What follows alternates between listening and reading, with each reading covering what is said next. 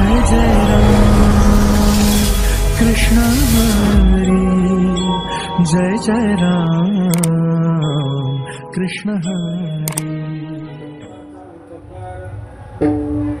संताचा उपकार वर्णावया नाही पार संगावया नाही पार आपणा सारिके करीते याची कुळ नाही चित्ती दयान्तरात वसे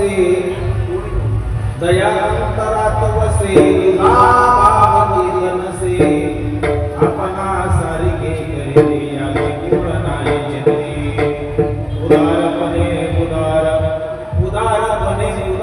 एका जनार्दनी निर्धार आपणा सारिके करीते याची कुळ नाही चित्ती विठ्ठल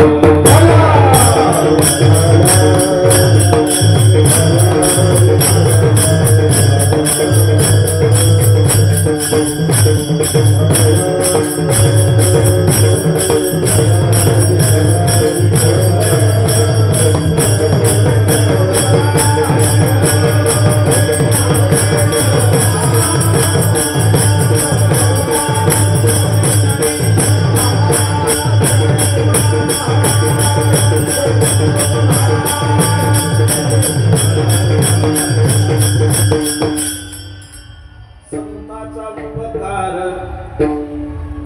सांगावया नाही पार किंवा वर्णावया नाही पार आपणा सारिके करीते याती कुळ नाही चित्ती योगपीठे तटे भीमरत्याम वरम पुंडरीकाय दातु मुनीन्द्रहि समागत्य तिष्ठं तमानन्दकन्दं परब्रह्मलिङ्गं भजे पाण्डुरङ्गं कलावज्ञ जीवोधरार्थावतारं कलंकं कतेजुदिकामोदिवक्त्रं खलानिशबाधापनोदार दक्षं समाधिस्थमूर्तिं भजे ज्ञानदेवं ज्ञानेशं ज्ञानमूर्तिं च साक्षात् प्रेम स्वरूपिणं नामदेवं दयामूर्तिं नाथं वन्दे पुनः पुनः इंद्रायणी तिरी धन्यदेव ग्रामजिते जन्मगीती संत तुकारा अभंगाच्या चिंतने मोक्ष बुद्धी नमस्कार माझा श्री सच्चिदानंद तुकाराम मूर्ती जय वो जय वो जय वो जय वो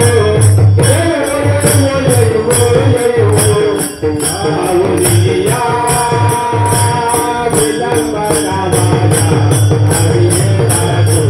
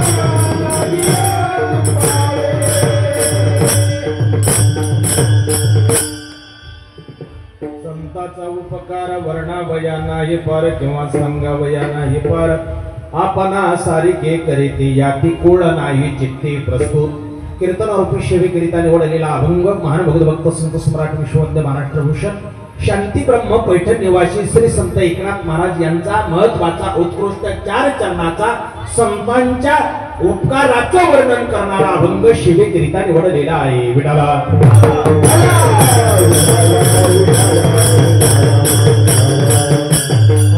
अभंगाला सुरुवात करण्यापूर्वी थोडासा पर्याय द्यायचा तो असा सालाबाद प्रमाणे यही वर्षी अखंड हरिनाम सप्ताह माय माऊली सेवाभावी संस्था आणि श्री सद्गुरु समर्थ हंबीर बाबा भजनी मंडळ गणेश नगर आयोजित गजर कीर्तनाचा सोहळा आनंदाचा या ठिकाणी संपन्न होतोय। संपन्न होत असलेला आजचा माझा दुसरा दिवस म्हणजे कीर्तनाचा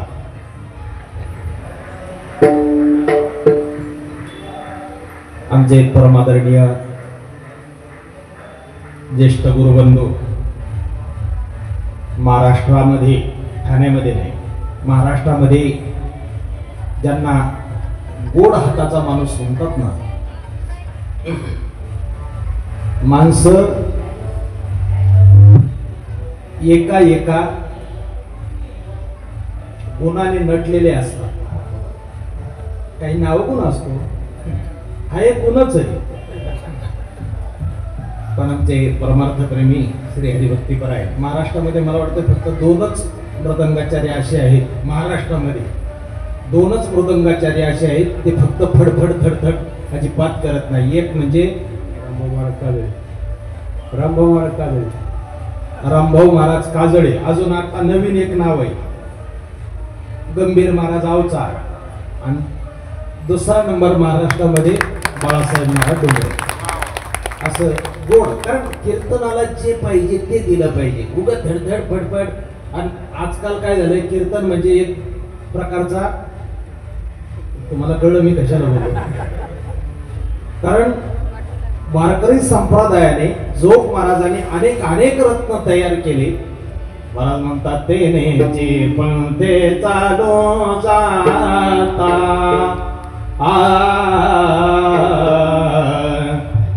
तेनेची पंथे चालो जाता. त्याच पंथाने गेलं पाहिजे, संतांनी जे सांगितलं त्या पंथाने गेलं पाहिजे, असं आमचे परमार्थप्रेमी श्री हरिभक्तीपराय डोंगरे महाराज यांनी या कार्यक्रमाचं आमंत्रण दिलं. या कार्यक्रमाचे आधारी अमित महाराज, सुंदर अशा प्रकारचं नियोजन महाराज या ठिकाणी तुम्ही संपन्न करताय. आनंद आहे. भगवान परमात्मा तुम्हाला उदंड आयुष्य देवो आणि असं कार्य तुमच्या हातून घडून अनेक वारकरी होऊन भागवत धर्माचा प्रचार आणि प्रसार तुमच्याकडून व्हावा, हीच भगवंता चरणी सदिच्छा व्यक्त करतो. या ठिकाणी सगळ्यांना ज्ञात अज्ञात, आता काही माझ्या बरेच ओळखीचे पण आहेत, ओळखीचे नाही. मी ज्यांचा मानसपुत्र आहे ते आमचे आदरणीय वाढवणे दादा सुद्धा या ठिकाणी आले. ते काल नव्हते, पण त्यांना माहिती आज आलं नाही तर आज दंड बसल. दंडापेक्षा आपण गेलेलं बरं. आमचे वाढवणे दादा आज आले, कडदादा आहेत, बरेच मला वाटतं पारनेर भागातली मंडळी या ठिकाणी भरपूर जण. मी पण नगरचाच आहे, आपण नगरीच आहे. असं अभंगाचं चिंतन तुमच्या पुढे मी आणून ठेवतोय. महाराज म्हणतात, संतांचा उपकार आहे, पण वर्णन करण्यासाठी माझ्याकडे मात्र शब्द नाही. माझी वाणी संतांच्या उपकाराचं वर्णन करूच शकत नाही. तर बुद्धिवाद्यांनी विचारला महाराजांना प्रश्न. महाराजांना म्हटले, महाराज तुमची वाणी संतांच्या उपकाराचं वर्णन करू शकत नसेल तर संतांच्या उपकाराचं स्वरूप तरी काय आहे ते तरी तुम्ही सांगाल की नाही. तर महाराज त्याचं वर्णन करत असताना या अभंगामध्ये त्याचं ट्रान्सलेशन केलंय. महाराज म्हणतात की संतांच्या सानिध्यामध्ये जो कोणी गेला, संत त्याला आपल्यासारखं बनवून ठेवतात, आपल्यासारखं उत्तुंग, आपल्यासारखं महनीय त्याला बनवून ठेवतात. का? तर महाराज म्हणतात, दया अंतरात वशे तुझा भाव तीर्थनशी. त्यांच्याकडे दया नावाचा गुण वास्तव्याला असतो, म्हणून येथील त्यांना संत महात्मे आपल्यासारखं बनवून ठेवतात. याचा परिपाक सांगतानी, याचा शेवट सांगतानी, याचा अंत सांगतानी अभंगाच्या शेवटच्या नाम 4थ्या चरणामध्ये महाराज म्हणतात, त्या संतत्वाच्या ठिकाणी अवतार्याचा निर्धार असल्यामुळे येथील त्यांना संत महात्मे आपल्यासारखं बनवून ठेवतात. विठाला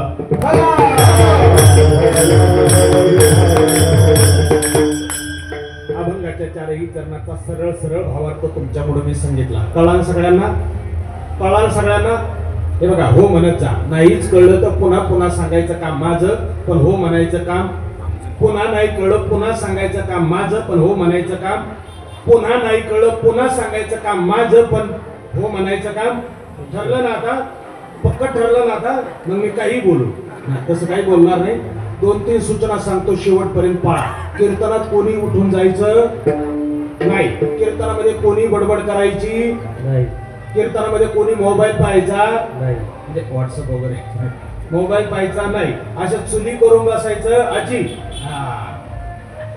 तुम्ही माझ्या नका वरती पाय करून बसायचं नाही, डोळे बारीक करायचे, जांभळ्या द्यायच्या, झोपा घ्यायच्या, हाताने टाळी वाजवायची.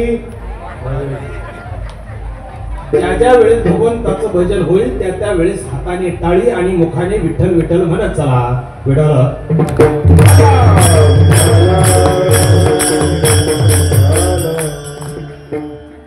अभंग एकनाथ महाराजांचा असून अति महत्वाचा आहे. या अभंगामध्ये संतांचा उपकार काय आहे याचं ट्रान्सलेशन या अभंगामध्ये काय आहे. महाराज महात्मा म्हटला की त्या महात्म्याने अशा उच्च कोटीतलं काम केलंय, त्यांनी आपल्या मरणालाच मरण आणलंय. आम्हाला अशी स्थिती ज्यांनी प्राप्त केली त्यांना म्हणतात महात्मा.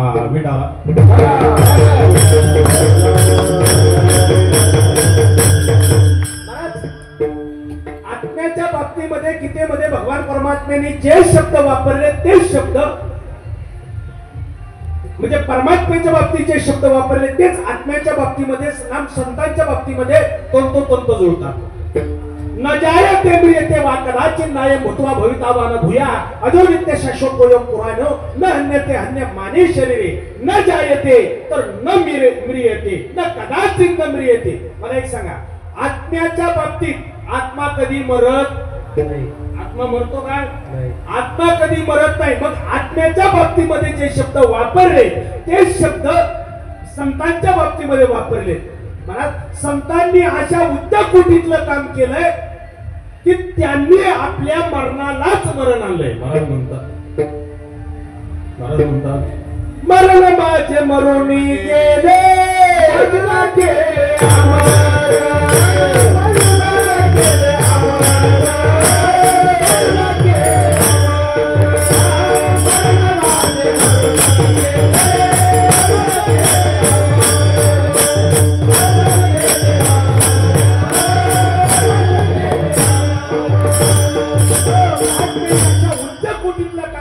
त्यांनी आपल्या मरणालाच मरण आणलंय. आता नीट ऐका बरं का महाराज, ऐका. भक्ती करून मरणारा आणि भक्ती न करता मरणारा याच्यामध्ये काय फरक आहे? तो परमार्थ करून मरतो, पुण्य संचय करून मरतो, भक्ती करून मरतो, तो या देहाने मेला की महाराज कायमचा मेला, पुन्हा जन्माला आला नाही. महाराज म्हणतात जन्माला रे अनेक तुका म्हणे माझी बात जन्माला रे अनेक. हो महाराज म्हणतात जन्म नाही रे अनेक. त्या संत महात्म्यांना मात्र जन्म नाही, नाही आम्हा जन्मा मरावे लागत, नाही आम्हा जन्मा म्हणजे नाही जन्मावही लागत आणि नाही मरावही लागत. जो भक्ती करून मरतो, परमार्थ करून मरतो, पण महाराज जो परमार्थच करत नाही, स्वैराचार जीवन जगतो, तो या देहाने मेला. आता तुम्हाला बसल्या बसल्या अशी एक शंका येईल, नीट ऐका बरं का. भक्ती करतो तोही मरतो, भक्ती करत नाही, बोलत चला, भक्ती करतो तोही मरतो, भक्ती करत नाही, आळंदी पंढरपूरची वारी करतो तोही मरतो, घरीच राहतो, गंध लावतो तोही मरतो, बिगर गंधाचा राहतो तोही मरतो, माळ घालतो तोही मरतो, बिगर माळीचा राहतो तोही मरतो, एकादशी धरतो तोही मरतो, देव जातो तोही मरतो. मग मरण जर महाराज दोघांना सारखंच आहे, मग कशाला भक्ती करा रे, पुण्य संचय करा रे, एकादशी धरा रे, जीव जाळा रे, कशाला हा करणार? काय करायचं याच्यासाठी महाराज? पण महाराज जो भक्ती करून मरतो, पुण्य संचय करून मरतो, मग अशी बोललो मी, तो या देहाने मेला की कायमचा मेला. पण महाराज जे स्वैराचारी जीवन जगतो, कधी गंध नाही, कधी कपड्याला गंध नाही, कधी माळ नाही, कधी एकादशी नाही, नुसता खाटी खाना संडे संडे संडे, कधी उठला की गेला धाब्यावर. पण महाराज तो या देहाने मेला, इथं मरतो, गोमाशीच होतो तिथं मरतो, चिरटच होतो तिथं मरतो, म्हैसच होतो तिथं मरतो. सगळा प्राणी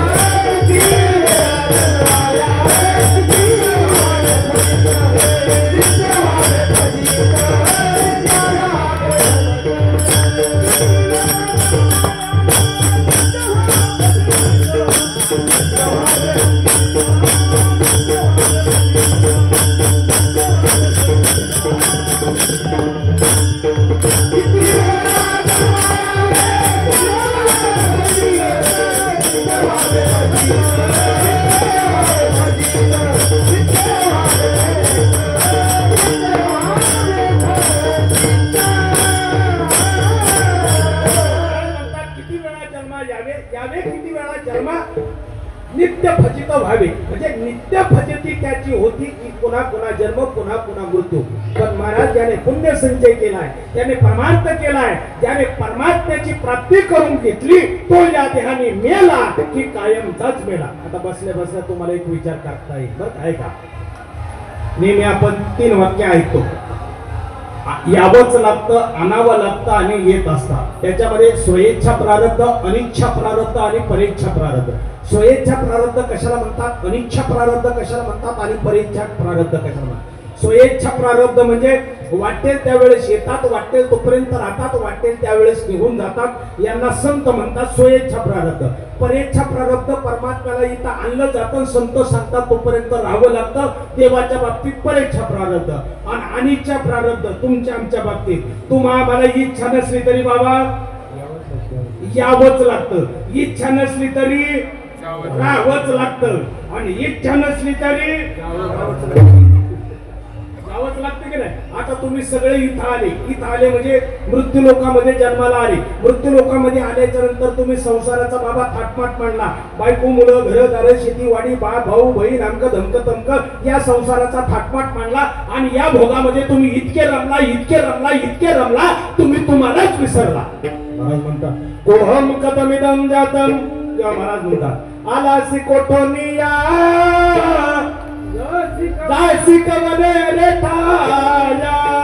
आता तुम्ही इथं आलात, आता तुम्हाला एक प्रांजळ प्रश्न असा विचारायचा, तुम्हाला इथून जाण्याची इच्छा आहे का. इथून म्हणजे कीर्तनातून घरी नाही, गोइंग टू यमपुरी. आबाल सुबोध लहान छोटे मोठे तुम्हाला कोणाला पण विचारा, बाबा जायची घरी इच्छा आहे का. महाराज कोणालाच इच्छा नाही, पण गंमत अशी बाबा इथं कुणाला राहता येतंय का. इथे नाही ऊर आले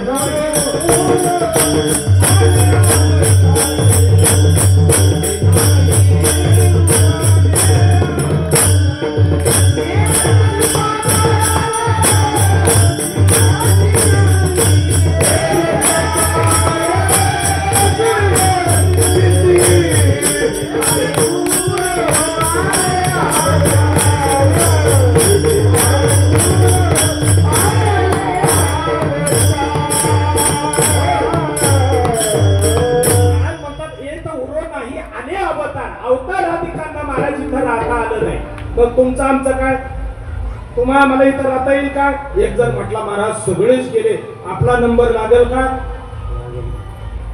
काय मत आहे आपला नंबर. अरे जन्माला आल्याबरोबर तुझा नंबरचं रिझर्वेशन करून ठेवलेलं आहे. तू केव्हा जाणार आहे, कसा जाणार आहे, कुठं जाणार आहे, किती वाजता जाणार, हे सगळ्यांचं रिझर्व. म्हणजे जे या ठिकाणी मृत्यू लोका, कारण मृत्यू लोकी सुखाची कानी ऐकी जे लकवनाचे श्रवणी. इथं सगळ्यांना मरावंच लागतं, कारण मृत्यू लोकामध्ये सुख नाही. मृत्यू लोकामध्ये इथं आलं तर आपल्याला प्रत्येकाला जावंच लागणार. सब चला चली का है मेला, कोई चला गया कोई जा रावे, कोई जावे लेकिन भाई सब चला चली का है मेरा.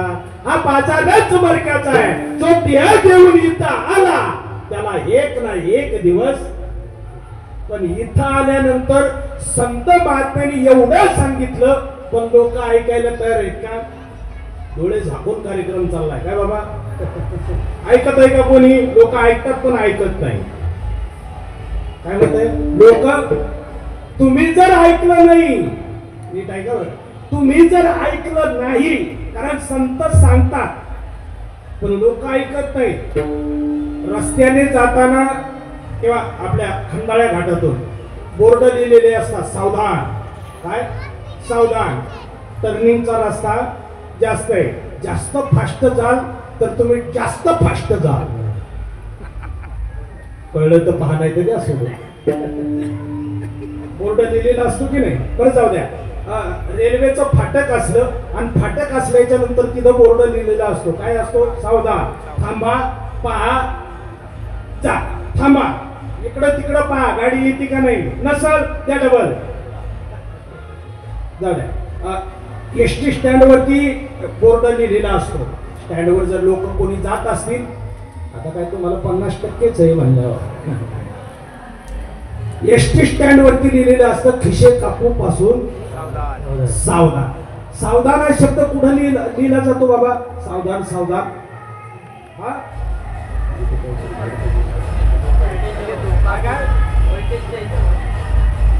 लाईटीच्या डीपीवर तिथं सावधान शब्द नाही, तिथं खतरा आहे का नाही? माणसाचं चिन्ह आणि त्याच्यावरती गुन्हेगारीची फुल्ली मारलेली असते, आहे का नाही? आपण जसे घर कोणाडे चापसतो ना, तसं तिथं जाऊन चापसलं नाही पाहिजे, नाही तर सांगायला राहणार नाही माधू तिथं आज होत रे. म्हणून खाली लिहिलेला असतो खतरा. आला का नाही डोळ्यापुढं पत्रा? मला सांगायचं का, जिथं मृत्यू लोकांमध्ये आल्याच्या नंतर संत महात्म्याने जगाला सांगितलं, पण लोकांचं काम कसं चाललंय? डोळे झाकून काम चाललंय. आणि जर इथं जर तुम्ही ऐकलं नाही, महाराज म्हणतात हे जरी नाही ऐकलं तरी दुसरा येईल, हे जरी नाही ऐकलं तरी दुसरा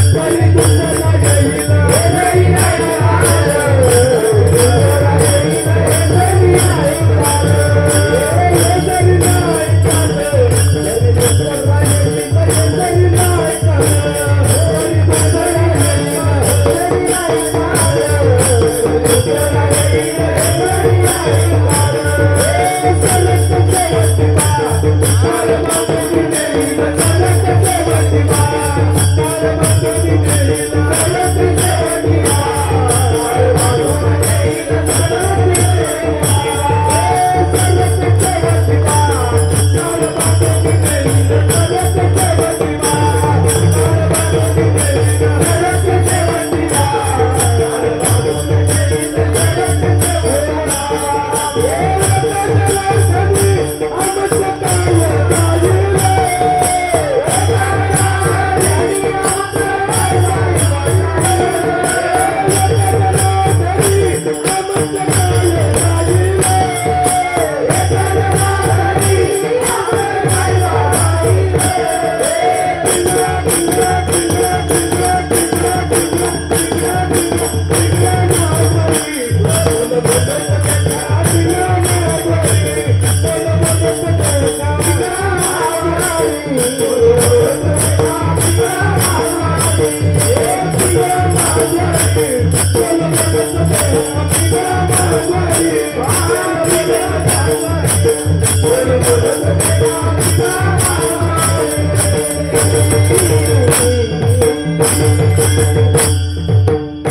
हे जरी नाही हे जरी ना ऐकलं, इथं जर तुम्ही ऐकलं नाही ना, तरी दुसरा येईल.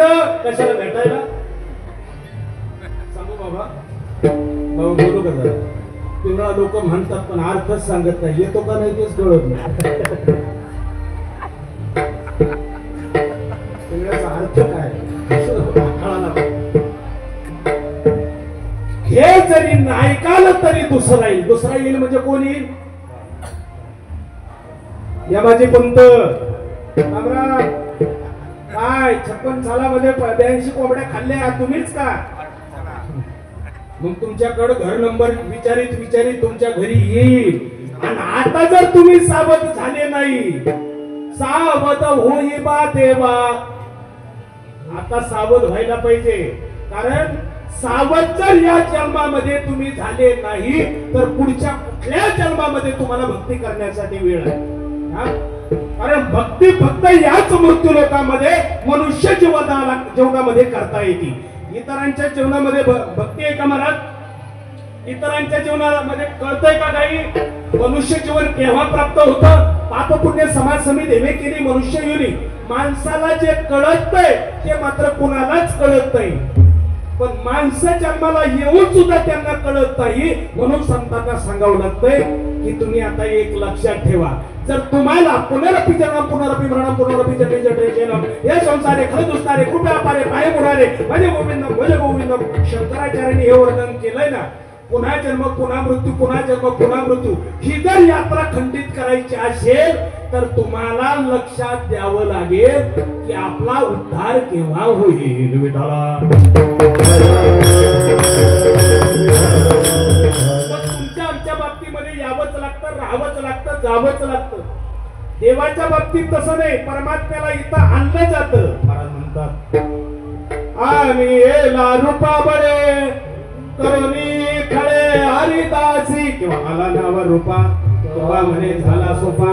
त्या परमात्म्याला खळ करतात आणि मग खळ म्हणजे अट्टहास करतात आणि अट्टहास करून त्या परमात्म्याला इथं आणलं जातं आणि संत सांगतात तोपर्यंत राहावं लागतं. पण परमात्म्याला इथं आणलं जातं कशासाठी? परित्राणाय साधुना विनाशाय दुष्कृतात् धर्म संस्थापनार्थाय संभवामि युगे युगे. याच्यासाठी परमात्म्याला इथं आणलं जातं आणि मग दृष्टांचं निर्दलन, साधूंचं रक्षण आणि धर्माची स्थापना. याच्यात गंमत आहे बरं का. दृष्टांचं निर्दलन केल्याशिवाय साधूंचं रक्षण होत नाही आणि साधूंचं रक्षण झाल्याशिवाय धर्माची स्थापना होत नाही. कारण साधूंचं रक्षण केल्यानंतर संत महात्मे धर्माची स्थापना करतात. म्हणून परमात्म्याला इथं आणलं जातं आणि लास्ट बोलतो संत महात्म्यांच्या बाबतीमध्ये संत महात्मे वाटेल त्यावेळेस येतात, वाटेल तोपर्यंत राहतात आणि वाटेल त्या दिवशी आपलं कार्य संपलं की स्वयं निघून जातात. महाराज म्हणतात येतो जातो आम्ही देवाच्या सांगात तुका म्हणे गात देवनाम.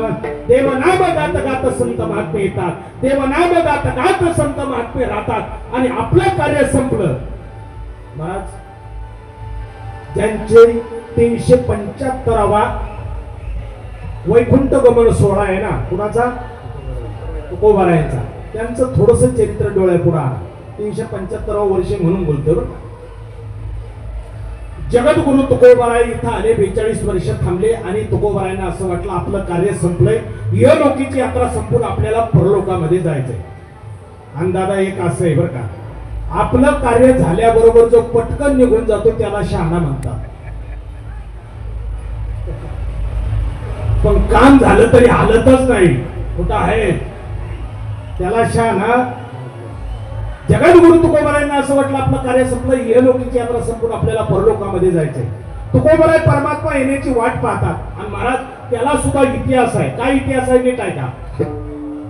एकदा जगद्गुरु तुकोबाराय वैकुंठ धामात होते, आत्मस्थितीत होते, निज स्थितीत असताना तुकोबारायकडे परमात्मा आला. नीट ऐका बरं का. परमात्मा आल्याच्या नंतर परमात्म्याने तुकोबारायांना सांगितलं तुकोबाराय एक काम करा, तुम्ही वैकुंठातून मृत्यू लोकांमध्ये जा. कलीचा संचार जिकडे तिकडे झालाय, अधर्म वृत्तीने लोक जिकडे तिकडे वागायला लागले. एक काम करा, तुम्ही वैकुंठातून मृत्यू लोकांमध्ये जा. लोकांना माळेचं महत्व सांगा, गंधाचं महत्व सांगा, एकादशीचं महत्व सांगा, मातृपितृ देवतेचं महत्व सांगा, गाथेचं महत्व सांगा, गीतेचं महत्व सांगा. तुम्ही तिथं जा आणि लोकांना सतपथगामी बनवा.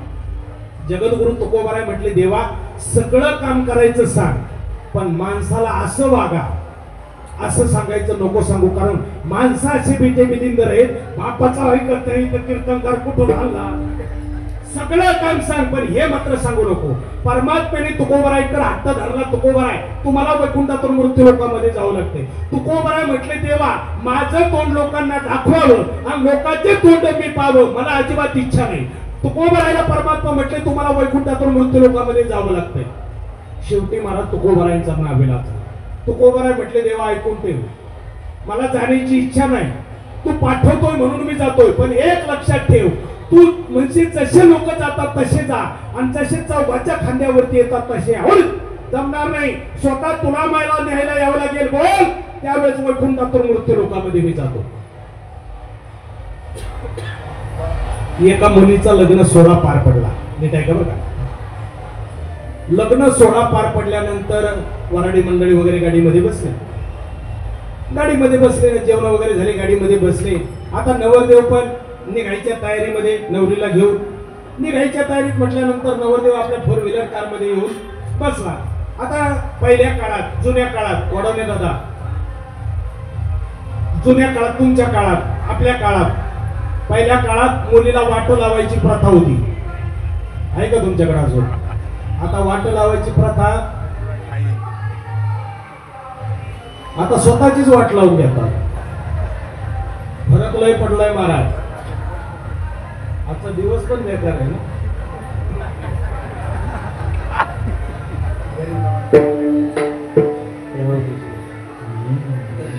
खरं सांगू महाराज, प्रेम करू नये असं नाही, पण प्रेम करायचं असलं ना ज्याच्यामुळे जीवनाचा उद्धार होत असेल तर त्याच्यावर प्रेम केलं तर हरकत नाही. मीराबाईने प्रेम केलं ना महाराज, मीराबाईने प्रेम केलं ना. कोणावरती? गोपिकेंनी देखील प्रेम केलं ना महाराज. आपण फक्त चमड्यावरती प्रेम करतो. चमड्यावरती प्रेम केलं तर आपला नाशच होणार आहे. आपण आताच सुख पाहतो पण पुढचं दुःख आपण पाहत नाही. म्हणून मला वाटतंय आजचा खरा काळा दिवस आहे, कारण शहीदांना मारलं गेलं ना, तो आजचा दिवस आहे. माझा विषय कुठपर्यंत होता? तुम्ही असेच ऐका, कारण तुम्ही असे ऐका म्हणूनच आमच्या लोकांचं बरं आहे. क्या बात आहे. मुलीला वाटं लावण्यासाठी लोक आले, गावातले, खेडे गावातले आपले लोक आल्याच्या नंतर ती मुलगी नवरदेवाजवळ आली. बरं, लोक वाटं लावण्यासाठी आले तर मोठे मोठे लोक होते, गावातले प्रतिष्ठित माणसं, त्यांच्या तिने पाया पडली. पाया पडल्याच्या नंतर आई जवळ आली, आईच्या पाया पडली, बापाजवळ आली, बापाच्या पाया पडली, आणि ती गाडी जवळ आली आणि गाडीमध्ये नवरदेवाजवळ बसतात आणि गाडी बंद होऊन निघणार. तर तेवढ्यामध्ये महाराज तिला काय झालं काय नाही काय माहित. जशी गाडी जवळ आली तशी तिने जसा रिवर्स टाकला तशी पाठीमागं पळत पळत गेली, बापाच्या गळ्यामध्ये पडली. बापाला म्हटली, पप्पा मी नांदायला जाणार नाही म्हणजे नाही. बापाने सांगितलं, बाई 16% कर्ज काढलंय पतपेढीचं, तू जावी म्हणून एवढा खटाटोप केला, 4 कलरच्या पत्रिका छापल्या, साखरपुड्याला एवढा खर्च केलाय, जेवणासाठी एवढा खर्च केलाय, अगं कर्ज काढलंय 30 लाख रुपये तुझ्यासाठी काढले, तू जावी म्हणून, आणि तू काय म्हणते मी जाणार नाही. ती म्हटली, पप्पा मी नांदायला जाणार नाही म्हणजे नाही. बापाचं डोकं बंद पडलं, काय करावं. वराडी मंडळीला टेन्शन आलं, जोपर्यंत नवरदेवाची गाडी निघत नाही तोपर्यंत आपली गाडी निघत नाही. कारण उन्हाळ्याचे दिवस होते महाराज, बुंदी खाल्लेली. उन्हाळ्याच्या दिवसात बुंदी खाल्ल्यानंतर निश्चित तहान लागते, आणि जास्त जर गरमी झाली तर आटला माल अशी गर्दी झालेली. पहिले वराडी लोक आपले म्हणजे ट्रक मध्ये, टेम्पो मध्ये, ट्रॅक्टर मध्ये, जुन्या काळामध्ये तशीच परिस्थिती होती की त्याच्या अगोदर बैलगाड्यामध्ये. आणि महाराज नवरदेवाची गाडी निघत नाही, सगळे तात्काळे. नवरदेवाला तर लई टेन्शन आलं, त्याला तर असं वाटलं कधी येतील, कधी बसतील, कधी गाडी निघती, त्याला तर लई टेन्शन आलं. पण मुलगी ऐकायला तयार नाही. मुलीच्या बापाने डोकं लढवलं, मुलीला सांगितलं, बाई तू जाणार नाही नांदायला. ती म्हटली, पप्पा मी जाणार नाही, जात नाही, जाऊच शकत नाही. पण बापाने सांगितलं, बाई तुझी मावशी तुझ्या बरोबर पाठवली तर जाशील का? आता मावशी सकाळपासून बॅग भरून तयारीतच असते, कारण तिला माहिती जाताना जुन्या साडीवर जायचं आणि येताना नवी साडी. हा ती म्हटली, हो माझी मावशी माझ्या बरोबर पाठवली तर जाते. मग मावशीला विचारलं, मावशी तुम्ही जाता का? आता तिने बॅग भरलेलीच असते, उचलली बॅग की बसली गाडीत निघाली. पण मुलगी बापाला काय सांगते ते नीट ऐका. मुलगी बापाला सांगते की पप्पा मला नांदायला जाण्याची इच्छा अजिबात नाही, पण माझी मावशी माझ्या बरोबर पाठवता म्हणून मी जाते. पण 1 मिनिट लक्षात ठेवा, आज शुक्रवार, उद्या शनिवार, परवा दिवशी रविवारी सकाळी 7च्या गाडीने तुम्ही निघायचं, आणि माझ्या घरी 10 वाजेपर्यंत तुम्ही आले पाहिजे, आणि तुम्हीच आले पाहिजे. नाही तर तुम्ही म्हणता पाठवतो पिंट्याला, पाठवतो चिंट्याला, जमणार नाही. स्वतः तू द्यायला आला पाहिजे, बोल तर मी नांदायला जाते. बापाने सांगितलं, बाई तू जाय, आता तुला नेण्यासाठी स्वतः मी येतो. हे कळलं की नाही? तसं तुकोबाराय म्हटलं, देवा मला वैकुंठातून मृत्यू लोकांमध्ये जाण्याची इच्छा नाही, पण तू म्हणतोय म्हणून मी जातोय. पण तू म्हणशील तसे लोक जातात तसे जा, आणि तसे चौघाच्या खांद्यावरती येतात तसे जमणार नाही. स्वतः तुला न्यायला यावं लागेल. तुकोबारायांचा परमात्म्याचा करार ठरला. तुकोबाराय इथं आले, 42 वर्ष तुकोबारायांना झाले, आणि तुकोबारायांना झाल्यानंतर तुकोबाराय म्हटले, आता या लोकीची यात्रा संपूर्ण परलोकामध्ये जायचं. तुकोबाराय परमात्मा येण्याची वाट पाहू लागले. एक दिवस महाराज सनकाधिक संतांची गाठ झाली. सनकाधिक संतांनी विचारलं का हो तुम्ही सनकाधिक संत का? म्हटले हो. वैकुंठात चाललात का? म्हटले हो. एक काम करा माझा एवढा निरोप परमात्म्याला जाऊन सांगा. महाराज एवढा करा उपकार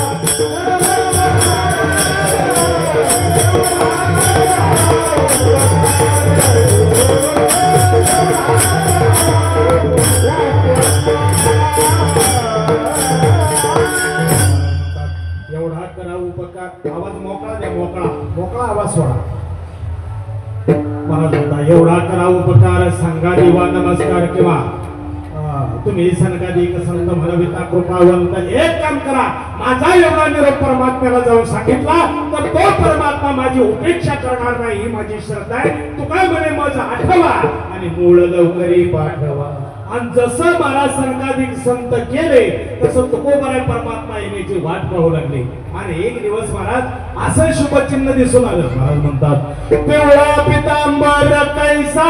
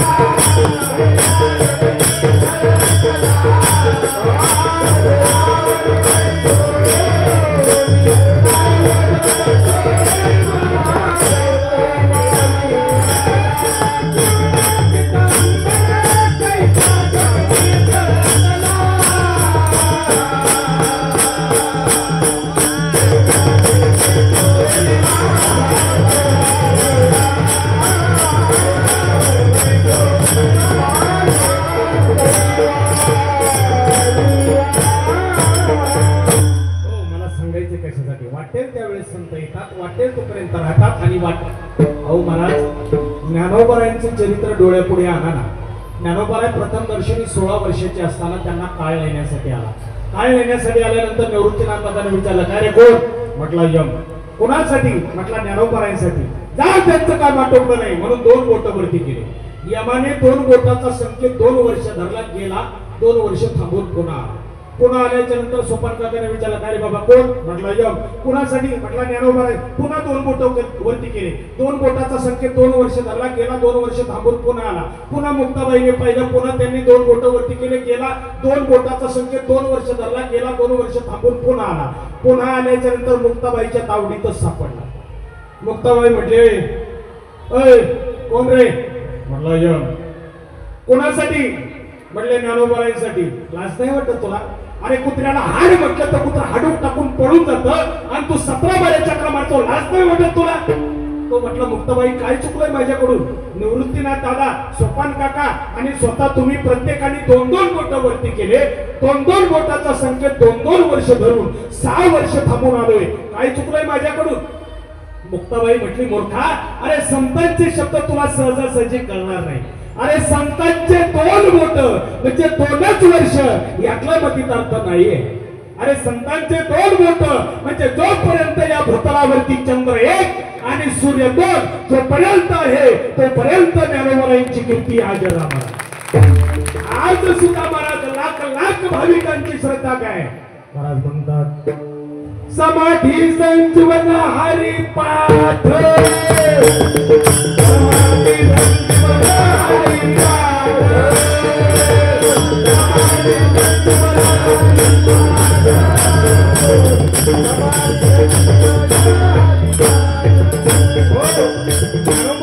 समाधी निवृत्तीनाथ दादांची समाधी म्हणजे मेलेल्या गोसाव्याच्या प्रेतावरती बांधलेलं खड्ग म्हणजे ज्ञानोबरायांची समाधी आहे, संजीवन समाधी मला म्हणतात. ज्ञानदेवी घेतले दान बाबा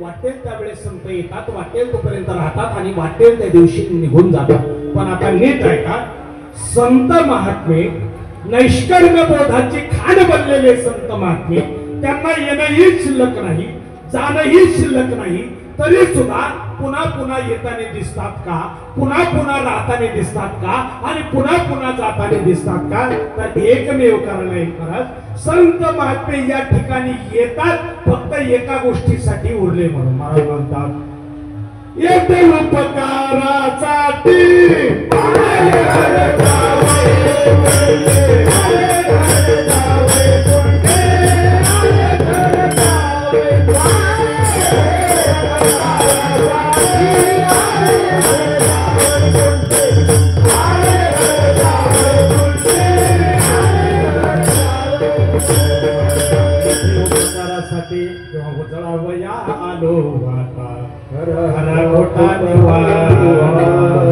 फक्त उपकार आहे. मला वाटतं या एका प्रमाणाचं किंवा अनेक प्रमाण आहेत आणि एका श्लोकाचं साम्य.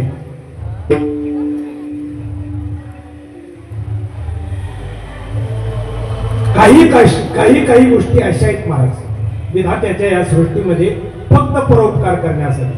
परोपकाराय फलंती वृक्षा, परोपकाराय वहन्ति नद्या, परोपकाराय गुहन्ति गौवा, परोपकाराय इदं शरणं संता विभूतया. संत महात्मे होतात, अवतीर्ण होतात ते फक्त आणि फक्त परोपकार करण्यासाठी. बाबा गाव कुठलं?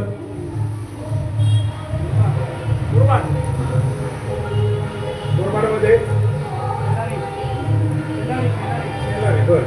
तुमच्याकडे म्हशी आहेत ना? म्हशी काही नाही, म्हशी नाही ना, मी सांगतो ना तुमच्याकडे नाही हो, तुमच्या गावात आहे का नाही? काय झालं आता? काय सगळं अवघड झालंय, शेतीच राहिली नाही आता. बरं जाऊ, हे तर माहित असेल कारण आमच्यापेक्षा अनुभव तुम्हाला जास्त. गाय दूध देते ही कुणासाठी देते? बरोबर बोलतो. ज्ञानोबारायांची ओवी आहे, मी मोकळं बोलत नाही कधी. ज्ञानोबाराय म्हणतात वत्साचे ओरसे, गाय वासरा करता दूध देते पण वासरा पुरतं देतं काही वाढवणे महाराज. गाईचं म्हणजे वासराचं भागतं, पावणे रावळ्याचं भागतं, डेअरीचं भागतं, डेअरीचं पण महाराज गाय वासरा करता दूध देते पण वासरा पुरतं देत नाही. किंवा फेडी तपा पताप पोकीत तिरीचे पादक समुद्राचा आप गंगेचे जैसे. किती ओव्या सांगता येतील महाराज. उगमापासून नदी सागरापर्यंत वाहत जाते पण महाराज पाण्याने कधी असं ठरवलंय का? ज्ञानोबारायांची ओवी सांगणार आहे का तुम्हाला? पाण्याने कधी असं ठरवलंय का वाघ हा हिंस्र आहे, मानव जातीला त्रास देतो, हिंदूंची माय असलेली गाय तिला त्रास देतो, मग तो जर पाणी पिण्यासाठी आला तर आपण विष बनायचं आणि त्याला मारून टाकायचं. पण गाय ही हिंदूंची माय आहे, ती जर पाणी पिण्यासाठी आली तर आपण पाणी बनायचं आणि तिची तहान भागवायची. बरोबर ना? हे बरोबर ना? नाही हे बरोबर ना? वाघ पाणी पिण्यासाठी आला तर विष बनायचं, त्याला मारून टाकायचं. गाय पाणी पिण्यासाठी आली तर तिची ताण भागवायची, असं पाणी मी ठरवलं. बरोबर ना? तरी काही पट्टे होच म्हणतात. ज्ञानोबाराय वर्णन करा. का गायीची तुषारू नागरा विष होनी मारू, आईसे नेनेची गा करू ओ या जैसी. ज्ञानोबाराय वर्णन म्हणतात वाघ जरी पाणी पिण्यासाठी आला आणि गाय जरी पाणी पिण्यासाठी आली तर आपण पाणी बनायचं आणि तिची ताण भागवायची. ज्ञानोबरायांनी दुसरी ओळ वापरली. ज्ञानोबरा म्हणतात का थंडावया धाव गाली लावणी दयाने केली तो का एकची सावली वृक्ष दे जय. हे बघा बाबा, जो झाडाची लागवड करतो, झाड मोठं करतो आणि मोठं केल्याच्या नंतर उन्हाळ्याच्या दिवसामध्ये तो थकून आला, भागून आला, शिरून आला, घामाकून झाला आणि त्या झाडाखाली येऊन बसला तर झाड त्याला काय देतं? बरोबर ना? आणि जो कुऱ्हाड घेतो, झाडावरती चढतो, झाडाची फांदी तोडतो, तोडता तोडता भागला, दमला, शिरला आणि जर झाडाखाली येऊन बसला, झाड त्याला गचांड्या मारते की नाही? माझीच फांदी तोडतो, माझ्या सावलीला येऊन बसतो, झाड गचांड्या मारते की नाही? बरोबर आहे म्हणतात दोघा एकची सावली वृक्ष दे जैसा. दोघांनाही देखील झाड एकच सावली देतं. आणि तिसरं उदाहरण शेतकऱ्याला असं वापरलंय. ज्ञानोबराय वर्णन करतात नातरी इक्षुदंडू पाडी तया गुडू आणि गाडी तया कोडू. जो ऊसाची लागवड करतो, मनात त्या वाफे वगैरे करतो, खत घालतो, पाणी भरतो, पुढच्या लेकरापेक्षा त्याला जपतो, ऊस मोठा झाला, तो जर ऊस खायला गेला तर त्याला गोड लागतो आणि जो कोयता घेतो त्याला तोडतो, चार खत घालतो, चिपुटी करतो, ऊस त्याला कडू लागतो की नाही? बरोबर म्हणतात दोघा एकाची सावली वृक्ष दे जैसा.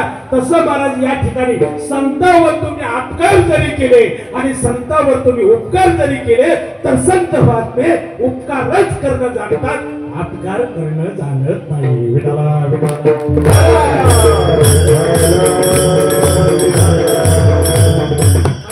उपकार करत्यावर अपकार करणारी जात आणि अपकार करत्यावर उपकार करणारी जात याच्यात फरक आहे बरं का? उपकार करत्यावर अपकार करणाऱ्या जाती कमी आहेत का? ज्याचं खायचं त्याच्यावरच काय म्हणतात तुमच्याकडे? हा, ज्याचं खायचं त्याच्यावरच उलटायचं काम आहे की नाही? अहो एका जणाचा ऍक्सिडेंट झाला, उपकार करत्यावरच अपकार करण्याची जात. एका जणाचा ऍक्सिडेंट झाला, रक्ताचा थरळत पडला, आई आई करत होता, वाचवा वाचवा म्हणत होता, पाय मोडला, त्याला एक सज्जन आला, त्याला उचललं, हॉस्पिटलमध्ये नेलं, त्याला बरं केलं. हे 3 महिने हॉस्पिटलमध्ये बरा झाला, हॉस्पिटलचं बिल सुद्धा ते म्हटलं नाही. मग हा घरी आला, घरी आल्याच्या नंतर 2-4 महिन्यांनी तो चालायला लागला. मी काय बरं का, 2-4 महिन्यांनी चालायला लागल्याच्या नंतर एक दिवस असा मंदिराच्या ओट्यासमोर बसलेला होता. तुमच्याकडे काय म्हणतात? ओटा पारावर बसलेला होता. तो बसल्या बसल्या विचार करतो, आपला ऍक्सिडेंट झाला, आपल्यासाठी सज्जन धावून आला, त्याने आपल्याला हॉस्पिटलमध्ये नेलं, त्याला असं वाटलं याचे काय आपल्यावर उपकार झालेत काय नाही. मग त्याने विचार केला आपण त्याचे उपकार फेडायला पाहिजे. पण तो डोकेबाज असा निघाला, म्हटलं त्याचे उपकार फेडायचे पण त्याचा ऍक्सिडेंट कधी होणार, त्याचा पाय कधी मोडणार, आपण उपकार कधी फेडणार. त्याच्यापेक्षा तो जास्त डोकेबाज निघाला. तो म्हटला त्याचा ऍक्सिडेंट होण्याच्या अगोदर आपणच पाय मोडायचा आणि आपणच उपकार फेडायचा घ्या. आणि एक दिवस तो सज्जन आपला कामावरती गेलेला होता, तिकडून येत होता, संध्याकाळ होत चाललेली होती, झुंजू मुंजू रात्र पडत होती. त्याच्या येण्याच्या रस्त्यावरती असं झाड दांडकं लाकूड, इकडं आगरी भाषेमध्ये उपटी घेऊन असा बसलेला होता. आणि जसा तो मोसम पाहून जसा आला तसा याने मोसम पाहून जशी गुडघ्याची वाटी पाहून जसा टोला मारला तसा सज्जन एकीकड, गाडी एकीकड, हा रक्ताच्या धावड्यात पडला. आई आई आई, कोण कोण कोण, कोणी मला मारलं. तेवढ्यामध्ये ज्याचा पाय नीट केलेला होता तो आला, म्हटला जय हरी. हा तर त्याच्यावरती फार चिडला. तो म्हटला कळत नाही, म्हटला तुला अक्कल नाही, अरे तुझा ऍक्सिडेंट झाला, रक्ताच्या धावड्यात पडला होता, आई आई करत होता, वाचवाचा म्हणत होता, धावा धावा म्हणत होता, तुला कोणी उचलायला तयार नव्हतं. मी उचललं, हॉस्पिटलमध्ये नेलं, 4 लाख रुपये बिल हॉस्पिटलचं मी भरलं. आजपर्यंत 1 रुपया सुद्धा ते असं म्हटलं नाही आणि तुम्ही तुझा मोडलेला पाय बरा केला आणि तू माझा बरा असलेला मोडून टाकला. हा म्हटला म्हणूनच. तो म्हटला काय म्हणून? म्हटलं हे बघा, तुम्ही माझा मोडलेला पाय बरा केला, मला असं वाटलं तुमचे काय उपकार झाले काही नाही, पण मला असं वाटलं तुमचे उपकार फेडायचे, पण तुमचा ऍक्सिडेंट कधी होणार, तुमचा पाय मोडणार कधी आणि मी उपकार फेडणार कधी, म्हणून मी ठरवलं आपणच पाय मोडायचा आणि आपणच उपकार फेडायचा. चला दवाखान्यात घ्या इलाज. अशा उपकार करत्यावर अपकार कर. मला टाइम नाही हो. हिसाब नीतीमध्ये एक कथा आहे. एक महाराज ऐकलं का नाही काय माहिती तुम्ही, एक सरोवर होतं. त्या सरोवराच्या काठेवरती एक जांभळीचं झाड होतं. जांभळीच्या झाडावर एक माकड राहत होता आणि त्या सरोवरामध्ये एक मगर राहत होता. नीट ऐका बरं का, इसाद नीतीमधली कथा आहे. तर ते मगर जो होता तो वातावरण चेंज म्हणून, हवा चेंज म्हणून आपला वरती यायचा. एक दिवस माकडाची मगराची घनिष्ठ दोस्ती झाली. दोस्ती झाल्याच्या नंतर माकड काय करायचं, तुरु वरती जायचं, जांभळीच्या झाडावर जाऊन काळे काळे भोर जांभळे खाली आणायचं, दोघांच्या मध्ये ठेवायचं, दोघं जांभळं खायचे. करता करता एक दिवस त्यांची घनिष्ठ मैत्री झाली आणि एक दिवस त्या मगराला घरी जाण्यासाठी उशीर झाला. मग मगराची बायको मगराला म्हटली, हो 5 वाजता ड्युटीवरून येणार आहे. डायरेक्ट 8 वाजले, कोणाच्या नादी काय चाललंय, कोण भेटतंय तुम्हाला मित्र? तो म्हटला तसं काय नाही ग. अरे वरती मित्र भेटला कोण? अरे म्हटले माकड भेटलाय, आम्ही तर दिवस जांभळं खातो. ती म्हटली जांभळं खाता तुम्ही एकटेच आहे का? तुम्हाला काही घरदार बिल आहे का नाही? तुम्हाला काही संसार लेकरं बाळ बायका पोरं काय आहे का नाही? कधी उठले 200 रुपये भाड्यावर? तुम्हाला काय आहे का नाही? ती म्हटली एक काम करा, जांभळं खातो, उद्या गेल्यानंतर मला जांभळं घेऊन आले पाहिजे. मगराचा नाव गेला झाला. मगरी पुढं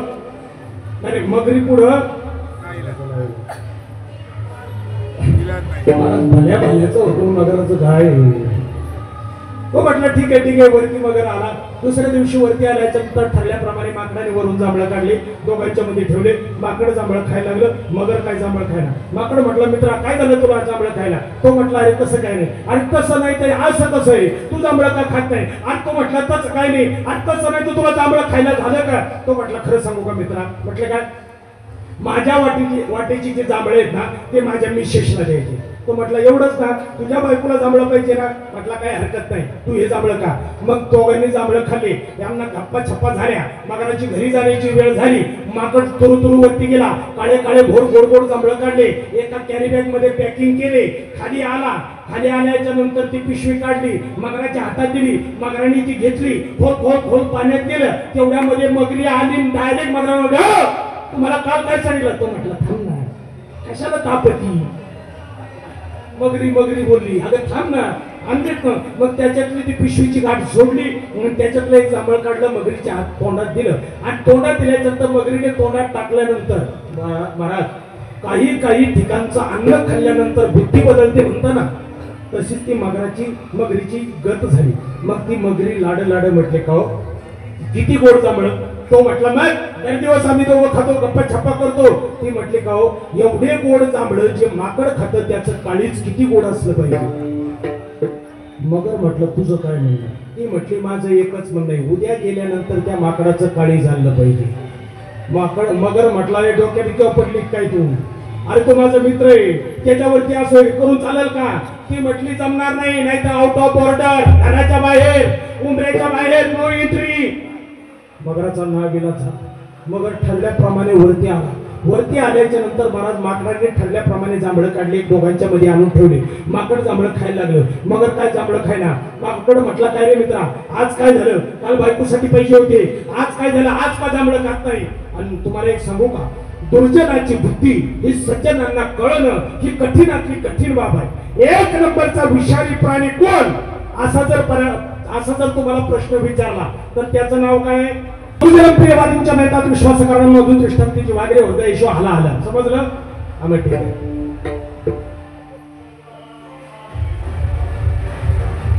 विंचवाच्या कशात विष असतं? नांगी. वाक्या बाबा नांगीमध्ये. सापाच्या दातात. माशीच्या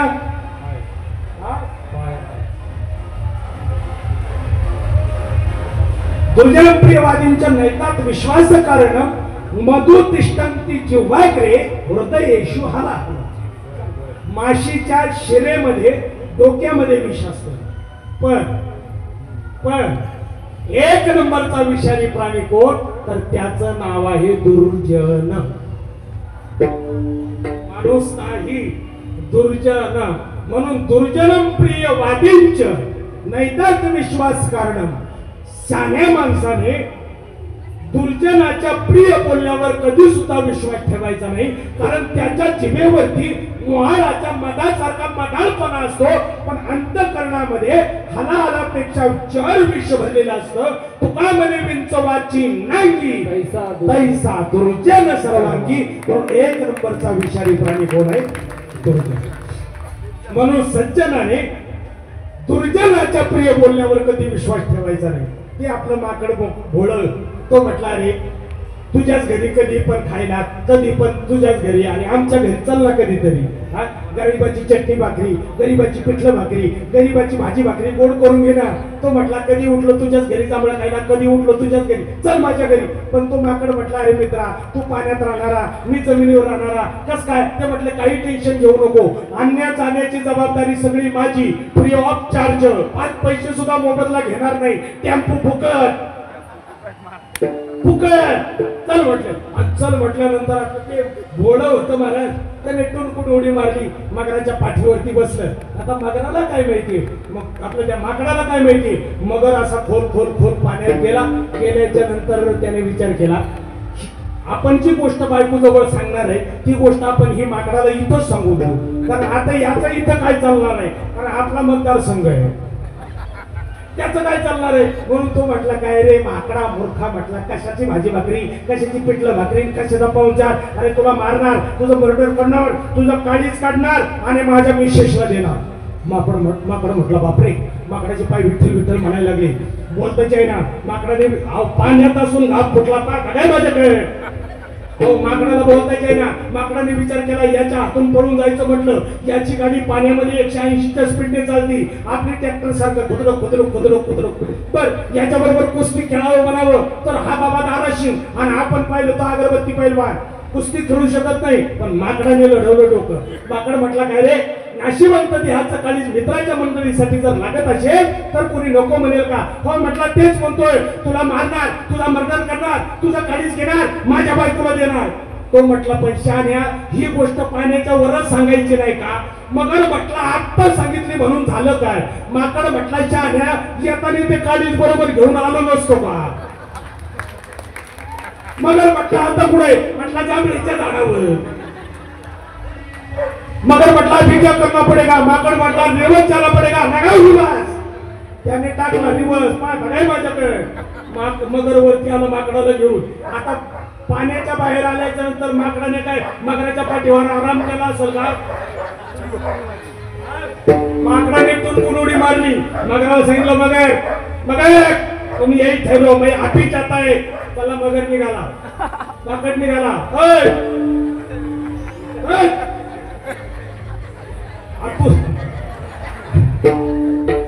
माकड निघालो महाराज. आणि माकड निघाल्याच्या नंतर त्या माकडाने सांगितलं रोको रोको रोको तुम यही ठहरो मैं आप ही चाहता है और कालीज लेके आता है. मग माकड गेला आणि काळीज घेऊन आला. झाला मोठा दगड आला. म्हटला माकडे माझच खातो माझ्यावरच वर्तवणी करतो. घालू का डोक्यामध्ये. म्हणजे उपकार करत्यावर अपकार करणारी जात हिचं नाव आहे राक्षसांची जात. पण माझ्या संतांची जात अशी नाही. अपकार करत्यावर सुद्धा उपकार करणारी जात म्हणजे संतांची जात आहे. अशा संतांच्या उपकाराचं वर्णन माझी वाणी करू शकत नाही. अभंगाचं पहिलं चरण. संताचा उपकार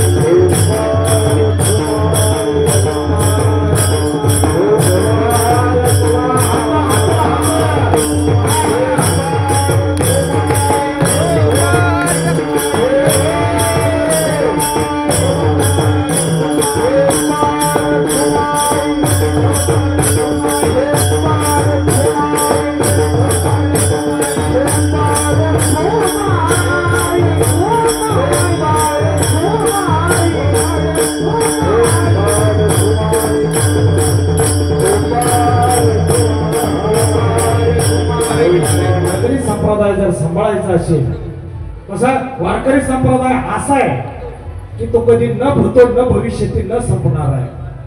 पण आज आपण याच्यावरती संस्कार जर केले लहान लहान लेकरावरती, खरं परमार्थ हा म्हाताऱ्या माणसाचा आहे का तरण्या माणसाचा आहे?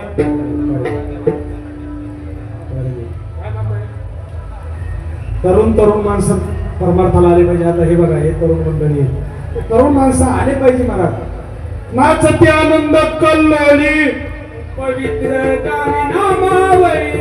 हे बघा ना, हे किती वर्षापासून परमार्थ करा, किती वर्षापासून हा वयाच्या 9 वर्षापासून आम्ही जन्मातच आहे. मी स्वतः 29 वर्ष चालू आहे माझं कीर्तनाची सेवा करतो. किती 29वं वर्ष चालू आहे. जर आपण जर परमार्थ करत राहिलो आणि ह्या लहान लेकरावरती जर संस्कार टाकत राहिलो तर पुढची पिढी ही आपली सुजलाम सुफलाम झाल्याशिवाय म्हणून हे करत नाही. संतांचा उपकार वर्णवया नाही पार. महाराज म्हणतात संतांचा उपकार आहे, पण वर्णन करण्यासाठी किंवा सांगण्यासाठी आमच्याकडे मात्र शब्द नाही. आमची वाणी संतांच्या उपकाराचं वर्णन करूच शकत. किती उपकार आहे, किती उपकार आहे संतांचा. महाराज मंबाजी बुवा गोसाव्याने तुकोबरायांना काट्याच्या काठीने बडवलं. बडवलं म्हणजे मारलं. मारल्यानंतर महाराज संध्याकाळी कीर्तनाची वेळ झाली. कीर्तनाची वेळ झाल्याच्या नंतर महाराज आले, सगळे 13 टाळकरी आले, पण मंबाजी बुवा काय आलाच नाही. आणि मंबाजी बुवा येईलच कसा? सकाळीच कीर्तनकाराला झोपटायचं आणि संध्याकाळी त्या कीर्तनकाराच्या पुढे येऊन बसायचं. म्हणजे काळं तोंड झालं ना त्याचं. महाराज तो येईलच कस काय? त्याने खाली एक उधडी वरती एक उधडी घेऊन आपलं झोपलं. तू कोण आहे? मंबाजी बुवा येण्याची वाट पाहतात. मंबाजी बुवा येत नाही. शेवटी तुकोबराय उठले, मंबाजी बुवांच्या घरीच गेले आणि मंबाजी बुवांना विचारलं, का तुम्ही मला सकाळी मारल्यामुळे तुम्हाला त्रास झाला का? तुमचे हातपाय दुखायला लागले का? मी हातपाय दाबून देऊ का? आता 2025चा कीर्तनकार असता तर तो काय म्हटला असता? मंबाजी बुवा 17 ठिकाणी मोडून ठेवला असता, पायच काढला असता काय? पण अक्कल ही तुझा उपकार, ही जात महाराज संतांची असल्यामुळे त्या संतांच्या उपकाराचं वर्णन आमची वाणी करू शकत नाही. महाराज म्हणतात संतांचा उपकार वर्णावया नाही आपण सारिखे करीती. संतांच्या सानिध्यामध्ये जो कोणी गेला संत महात्म्य आपल्यासारखं बनवून ठेवतात. हे ऐका बघा, बोलायचे नाही.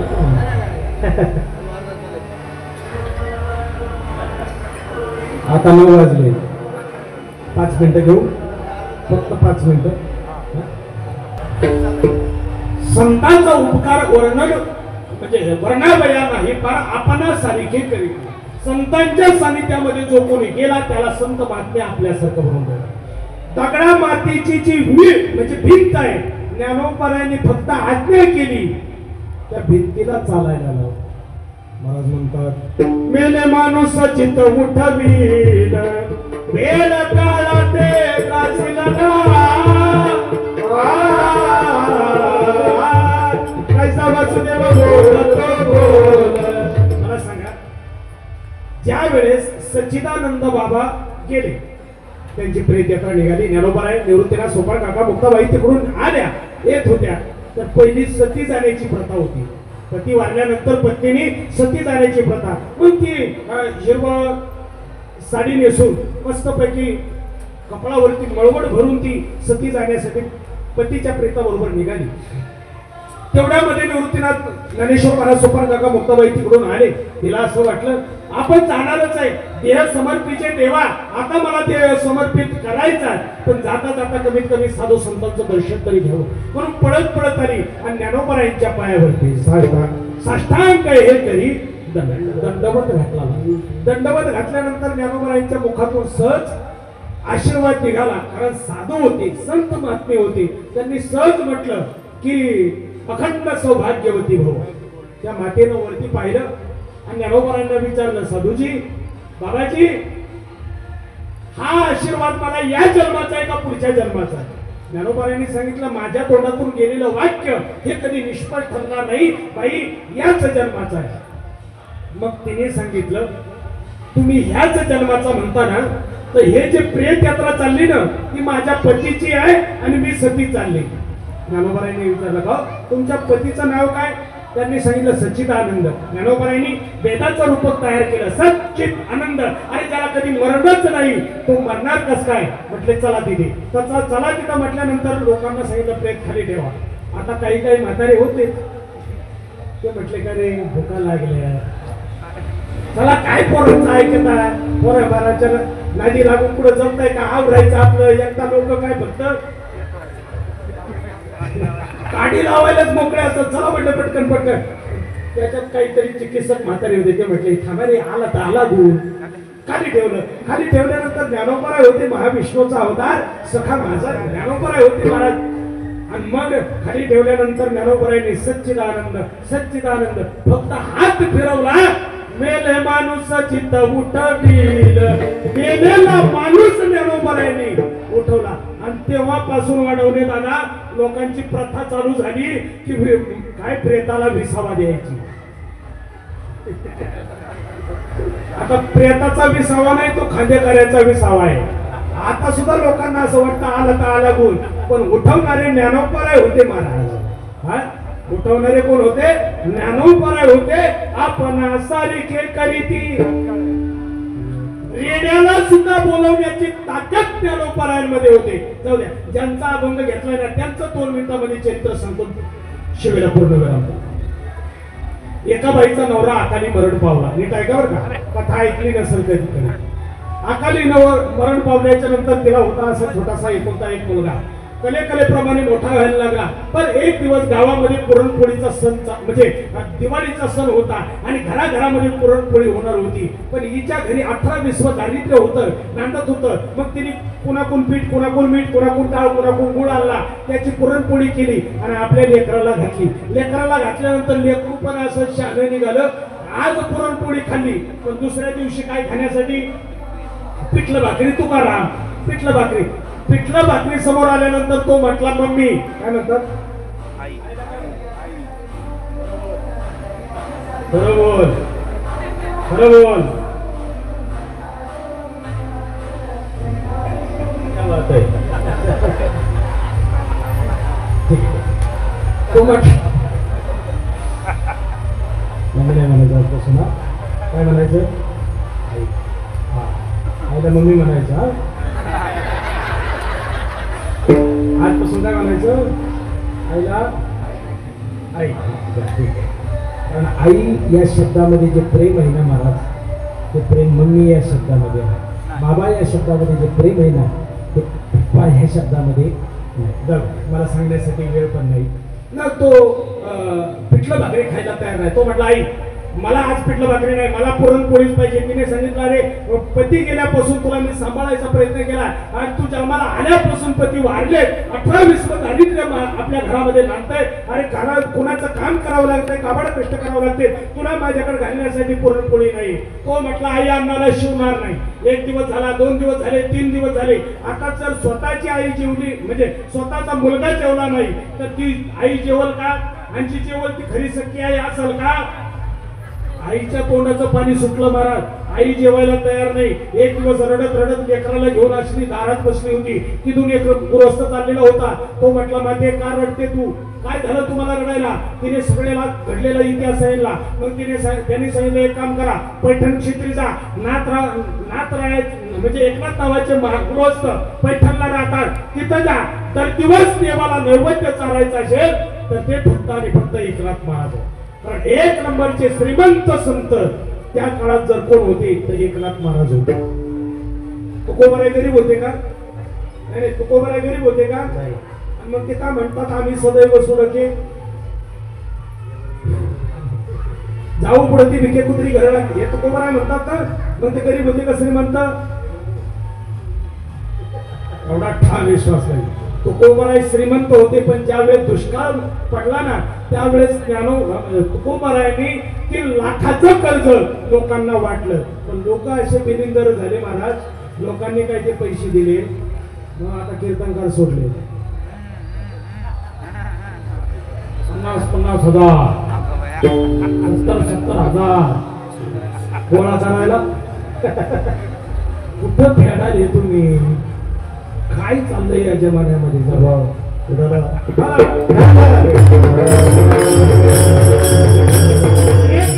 श्रीमंत संत एकनाथ महाराज होते. त्यांच्या घरी दर दिवस देवाला नैवेद्य पुरणपोळीचा राहायचा. आणि पुरणपोळीचा राहायचा म्हटल्यानंतर ही माता दरमजल करत करत मुलाला हाताला धरून तिथं गेली. गेल्याच्या नंतर गावात लोकांना विचारलं, एकनाथ नावाच्या महाराजांचं घर कुठे आहे? म्हटलं सरळ जा, उजव्या साईडला गेल्यानंतर जो वाडा दिसतोय तो एकनाथ महाराजांचा, तिथं गेली.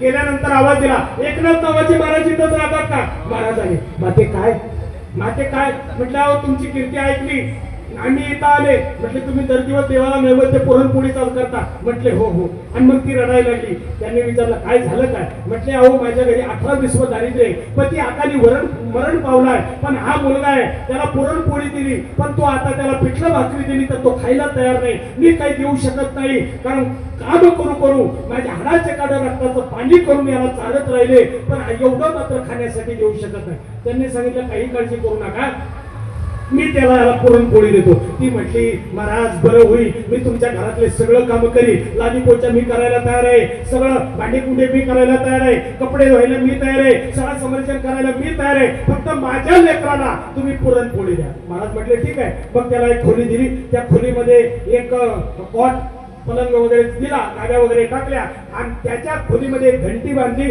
आणि तिची दोर महाराजांच्या खोलीमध्ये. देवाला नैवेद्य दाखवला, पंगत बसायची तर घंटी वाजवायची तर तो उठणार, जेवणासाठी येणार. महाराज 4-5 महिने झाले मस्त असा पुरणपोळ्या खायचा, पार पात्याचं फिकर होतं, पार अगरबत्ती छाप होता. असा पुरणपोळी ते पण गावरान तुपातला माल भेटल्यावर नको म्हणाल का कोणी? असा सफरचंदासारखे गड कुपकुपीत दिसायला लागला, लाल टमाट्यासारखे गाल. आणि तिथं आल्यानंतर महाराज एक दिवसाचा प्रसंग आहे. एकनाथ महाराजांना समाधी घ्यायची म्हटल्यानंतर रामायण चालू होतं. आणि रामायण चालू असताना लोकांना सांगितलं की आता मी मात्र येलोकीची यात्रा संपूर्ण पर लोकांमध्ये जाणार आहे. लोकांनी विचारलं का हो महाराज काय चाललंय, आमचं एवढं रामायण पूर्ण करा आणि मग तुम्हाला खुशाल जायचं त्याचा. एकनाथ महाराज म्हटले जमणार नाही. म्हटले मग आमच्या श्रवणाची व्यवस्था काय? म्हटले आहे ना, चांगला तुम्हाला कीर्तनकार देतो. म्हटले कोण? म्हटले तो पोळ्या खाया. बोला रे त्याला. लोक म्हटले महाराज अहो त्यांनी कधी कीर्तनाला तुमच्या बरोबर आलाय का? कधी फेटा वागवलाय का? कधी तुमची सेवा केली का? कधी हरिपाठाला आलाय का? काकडाला आलाय का? टाळ तरी घेतलाय का? तो काय सांगा. एकनाथ महाराज म्हटले मी आहे ना. मग त्याला बोलवल्यानंतर तो महाराजाजवळ आला. तो म्हटला महाराज आज काही 3 टाइम का? हा म्हटले ये. आणि मग तो आल्यानंतर एकनाथ महाराज आसनावरून उठले. त्याला बसवलं. बसत नाही बस म्हटल्यानंतर बसला. आणि महाराजांनी त्याच्यावरती कृपा कटाक्ष टाकला. हात ठेवीला मस्तकी आणि प्रसाद देऊन केले. अस्कमित रामायणचं त्याने सांगितलं. काय नाव त्याचं? गावबा. महाराज आपण सारिखे करीती आणि याती गोड नाही चित्ती. ज्ञानेश्वर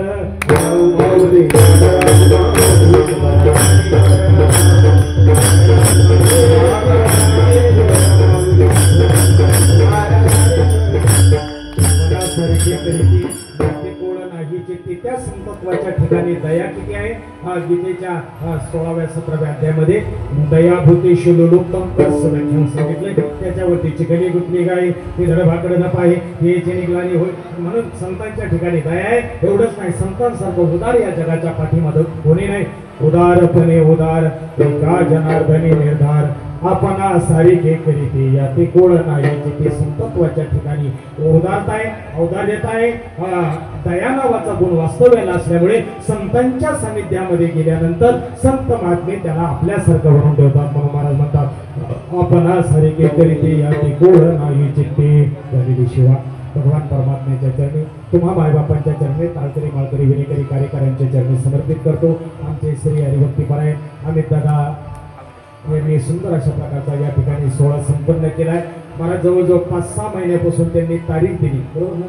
5-6 महिन्यापासून. खरं सांगू, आज मला साखरपुडा होता भावाच्या मुलाचा. यांना सांगितलं दिवस बदलिता येईल का? म्हटले महाराज तुमचा दिवस ठरला तो ठरला. पण माझी जात अशी महाराज एकदा कीर्तन दिल्याच्या नंतर कधी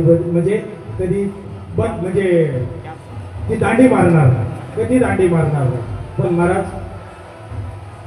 जीवनामध्ये एकदाच फक्त दांडी मारावा लागली, कारण गाडी खराब झाली होती म्हणून दांडी मारली. त्याचा नाविलाज होता. पण जे हातात आहे ते आपण केलं पाहिजे. भगवंताच्या कृपेनं, साधू संतांच्या आशीर्वादानं तुम्हाला भगवान परमात्मा उदंत आयुष्य देऊ. पवित्र तुळशीची माळ घाला गळ्यामध्ये. म्हणजे आताच घालावा असं नाही, खा प्या मजा करा. लोक म्हटले आत्ताशी महाराजनेजीमध्ये आला. मला काय म्हणायचं नाही का? हा प्या मजा करा, पण मरायच्या अगोदर 1 दिवस तरी माळ घाला, मगच मारा. तसं मरू नका. कळलं तर पहा, नाही तर द्याच होतं. झालेली शिवा भगवंताच्या चरणी समर्पित करतो. शिवेला पूर्ण विराम देतो.